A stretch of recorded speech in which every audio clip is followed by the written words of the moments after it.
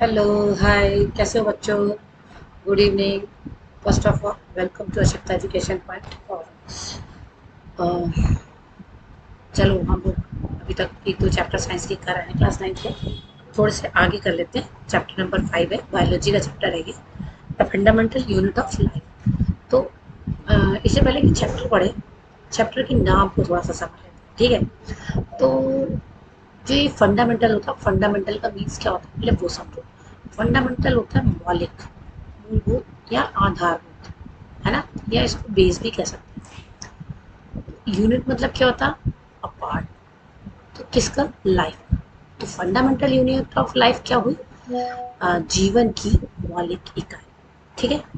अब इसको समझते हैं आगे चल के कि एक्चुअली में ये है क्या। तो सबसे पहले इसके बारे में हमें किसने बताया था, इस पे चलते हैं। एक बार क्या था, एक एक बार रॉबर्ट हुक थे। उन्होंने क्या लिया, पेड़ की एक छाल ली और छाल को ना उन्होंने क्या किया, रिसेंबल किया। तो उन्होंने कैसे रिसेंबल किया उसको, उन्होंने खुद से बनाए हुए एक माइक्रोस्कोप में देखा। और फिर उन्होंने देखा कि उसके अंदर जो स्ट्रक्चर शो हो रहा है, तो कुछ मधुमक्खी के छत्ते जैसे दिख रहे हैं, है ना?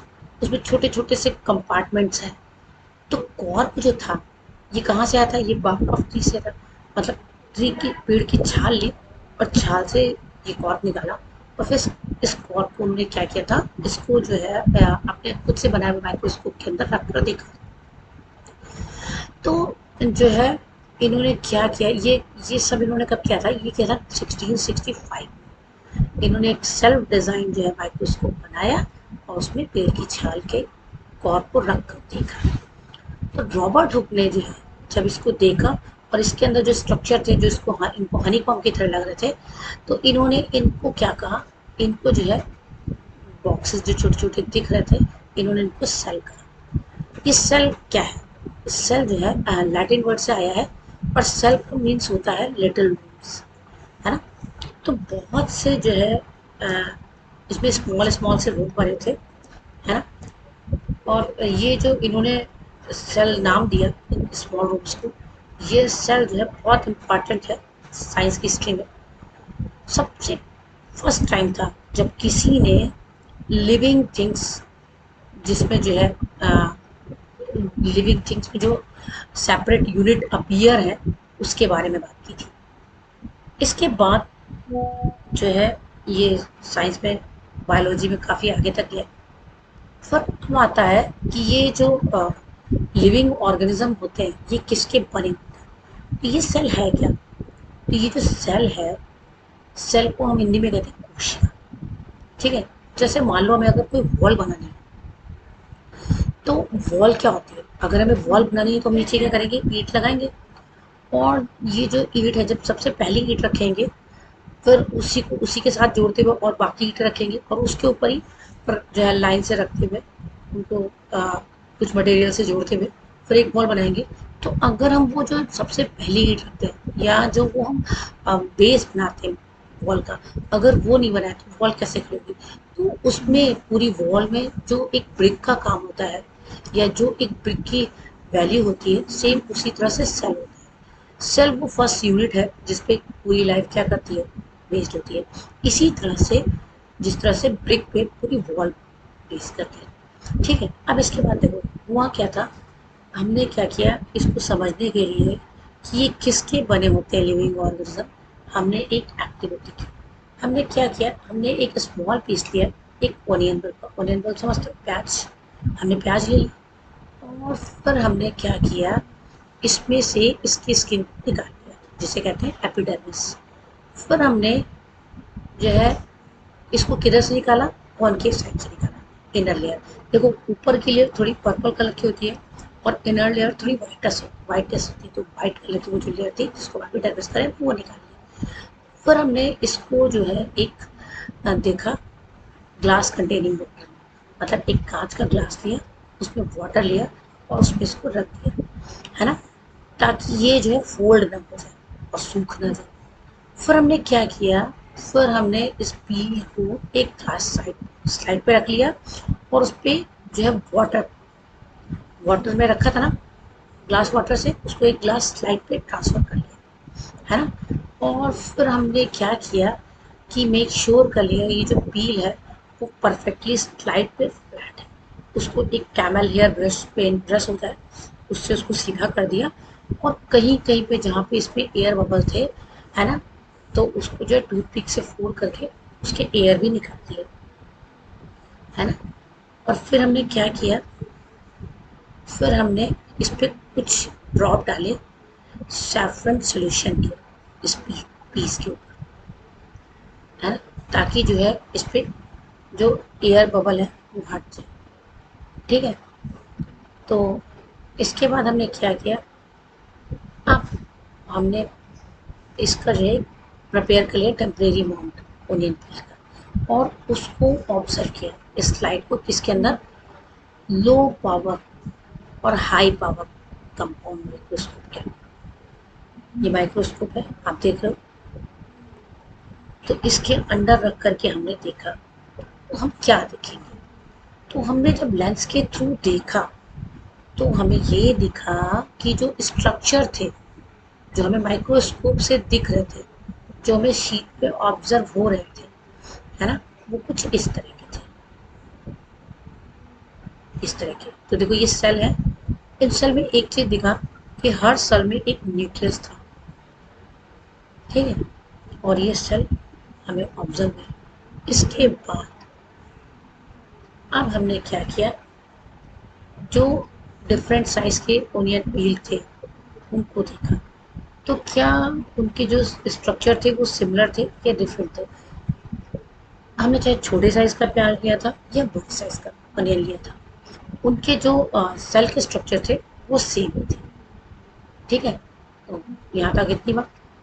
इसके बाद अब ये जो स्ट्रक्चर्स थे ये एक दूसरे के सिमिलर थे।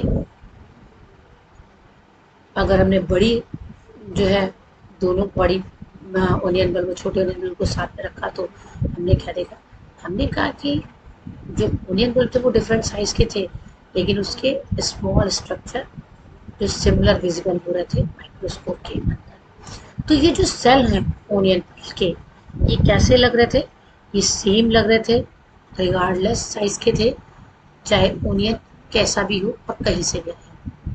ठीक है, इसके बाद समझो, हमने देखा जो बेसिक बिल्डिंग थी यूनिट ऑफ ओनियन बल्ब की, तो इनके जो स्ट्रक्चर थे, हमने उन स्ट्रक्चर्स को क्या कहा, जो हमने इनके अंदर जो स्ट्रक्चर देखे थे छोटे छोटे, वो स्ट्रक्चर को हमने कहा ये सेल। केवल ओनियन के ही नहीं, अगर हम सभी ऑर्गेनिज्म जो भी हमारे आसपास दिखते हैं, हम जीव जंतु, चाहे अर्थवर्म हो या एलिफेंट हो, ह्यूमन बीइंग हो या जो भी क्रिएचर हमें जो है लिविंग बीइंग दिखता है, वो किसका बना होता है, सेल का बना होता है। ठीक है, अब अगर एक चीज और है कि इसमें से कुछ होते हैं, अच्छा ये जो सेल है ये सिंगल सेल्स भी होते हैं कुछ, और कुछ मल्टी सेलुलर भी होते हैं। तो इसको समझने से पहले एक चीज़ ये देख लो कि सेल के बारे में कुछ इसमें और भी दिया हुआ है क्या, कि जो है सेल सबसे पहले किसने डिस्कवर किया था, हमको पता है रॉबर्ट हुक ने किया था 1665 में। और उन्होंने क्या देखा था, उन्होंने कॉर्क की एक स्लाइड दी थी और उसकी हेल्प से प्रिमिटिव माइक्रोस्कोप कहता देखा। फ्राइलुएन हुक 1674 में इन्होंने माइक्रोस्कोप, इस समय थोड़ा इम्प्रूव हो गया था, और इन्होंने सबसे पहले लिविंग सेल को देखा था जो बॉन्ड बॉटल में थे।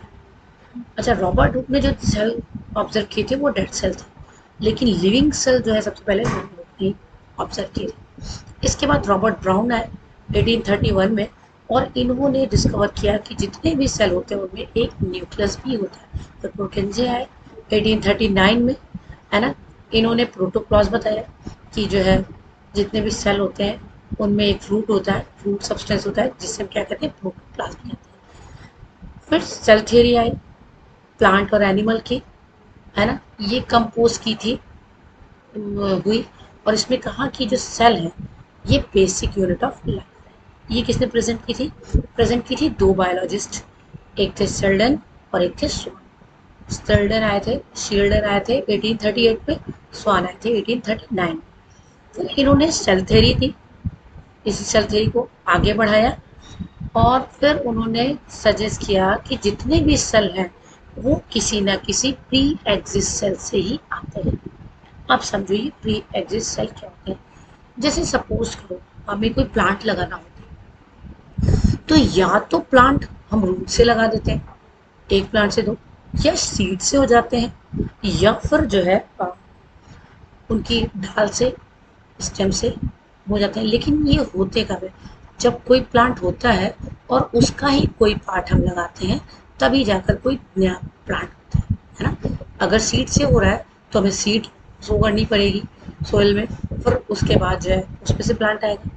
अब ये सीड कहाँ से आएगी, ये पहले वाले प्लांट से ही आई है ना। तो यहाँ पे ये कह रहे हैं कि कोई भी सेल जो है कोई भी लिविंग बीइंग आया है या कोई सेल अराइज हुआ है तो उससे पहले कोई ना कोई प्री एग्जिस्टिंग सेल होगा। अब ये जो डिस्कवरी हुई थी है ना, डिस्कवरी ऑफ इलेक्ट्रॉन माइक्रोस्कोप, ये 1940 में हुई थी और इससे पॉसिबल हुआ ऑब्जर्व करना और समझना जो कॉम्प्लेक्स स्ट्रक्चर था सेल का, है ना, और वेरियस ऑर्गेनल्स का। तो जब ये माइक्रोस्कोप थोड़ा बहुत अच्छा हुआ तो हमें इसके बारे में थोड़ी और नॉलेज हुई। ठीक है, इसके बाद देखो हम वहाँ पढ़ रहे थे ना कि जो है सिंगल सेल होता है। तो हमने क्या किया, एक मैग्नीफाइंग लेंस से डिस्कवर किया माइक्रोस्कोपिक वर्ल्ड। तो हमें पता चला कि सिंगल सेल भी कंसिस्ट मतलब कोई एक ऑर्गेनिज्म होता है जिसकी पूरा स्ट्रक्चर एक सिंगल सेल में ही होता है ना। एक सिंगल सेल जिसमें कंसिस्ट होता है होल ऑर्गेनिज्म। ऐसा कौन सा ऑर्गेनिज्म है जो सिंगल सेल का होता है, अमीबा। अमीबा होता है वो एक सिंगल सेल का ही होता है। ठीक है, उसके अलावा क्या कौन से होते हैं, क्लैमोडेमोन्स, पैरामीशियम, बैक्टीरिया, ये भी जो है वो सिंगल सेल के हैं। ये जो ऑर्गेनिज्म होते हैं इनको हम यूनिसेलुलर भी कहते हैं। यूनि का मतलब होता है सिंगल और सेल्यूलर मतलब सेल से बना हुआ। तो जो सिंगल सेल्स का है बना हुआ है उसे हम क्या कहेंगे, यूनिसेलुलर। ओके, इसके बाद देखो दूसरी तरफ बहुत सारे सेल ग्रुप बनाते हैं, एक साथ होते हैं एक सिंगल बॉडी में और एज्यूम करते हैं अलग अलग फंक्शन। वो फॉर्म करते हैं वेरियस बॉडी पार्ट्स एक मल्टी सेलुलर ऑर्गेनिज्म में। और फिर इसे क्या कहते हैं, मल्टी सेलुलर ऑर्गेनिज्म कहते हैं। मल्टी का मतलब होता है मैनी और सेलुलर मतलब सेल से बना हुआ। तो कुछ फंगी हैं, प्लांट्स हैं, एनिमल्स इंक्लूडिंग ह्यूमन बीइंग, ये सारे जो है मल्टी सेलुलर। तो जितने भी मल्टी सेलुलर ऑर्गेनिज्म होंगे वो किससे आए होंगे, एक सिंगल सेल से ही आए होंगे। जो सेल है वो डिवाइड होता है और प्रोड्यूस करेगा सेल अपने ही तरह के। तो जितने भी सेल आएंगे वो कहीं ना कहीं प्री एग्जिस्टिंग सेल से ही आएंगे। ठीक है, इसके बाद देखो इसको समझने के लिए हमने क्या किया, हमने एक एक्टिविटी की थी। हमने क्या किया, ट्राई किया प्रिपेयर करने का temporary amount of leaf meals, है ना। और फिर हमने टिप ऑफ रूट मतलब एक ओनियन का जो रूट का टिप था उसको लिया और even peel of onion of different size और अलग अलग साइज के ओनियन को छील कर उनको लिया। तो ये एक्टिविटी इसमें गिवन नहीं है पूरी तरह से।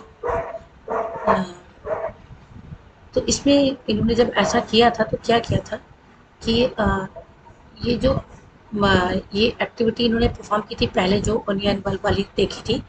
तो अब आप देखो इसमें से कुछ क्वेश्चन होते हैं उनके आंसर शायद मिल जाए। तो इन्होंने कहा था कि क्या जितने भी सेल थे वो सिमिलर लग रहे थे शेप और साइज में। तो हाँ, जितनी भी हमने ओनियन पील ली थी है ना, उनके एपिडर्मिस लिए थे और उनको हमने देखा था तो सबके सेल जो थे एक ही तरह के थे। तो जो सेल का स्ट्रक्चर था वो भी एक जैसा था, सेल का स्ट्रक्चर भी एक जैसा ही था। तो आपने क्या देखा कि जो हम क्या डिफरेंस देख सकते हैं सेल में डिफरेंट पार्ट में प्लांट और बॉडी के। तो हाँ डिफरेंस कर सकते हैं। अच्छा सिमिलर क्या था, सिमिलर ये था कि जितने भी सेल थे सब में एक न्यूक्लियस था। ठीक है, अच्छा इसके आगे देखो कुछ ऑर्गेनिज्म होते हैं जिनमें सेल होता है ना।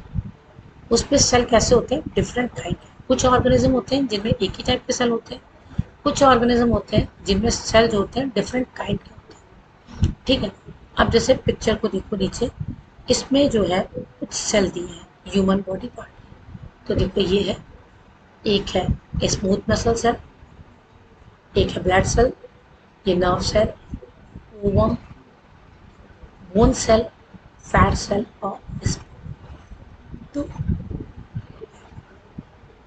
ये कुछ वेरियस सेल हैं ह्यूमन बॉडी के। इसके बाद देखो,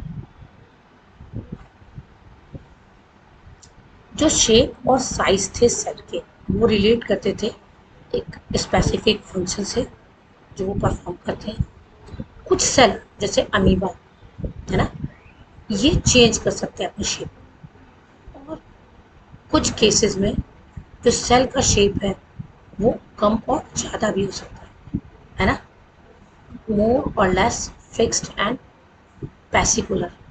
किसी भी पर्टिकुलर टाइप के सेल में ऐसा हो सकता है कि वो जो है उसका शेप कम हो जाए, ज़्यादा हो जाए, फिक्स हो जाए, ठीक है।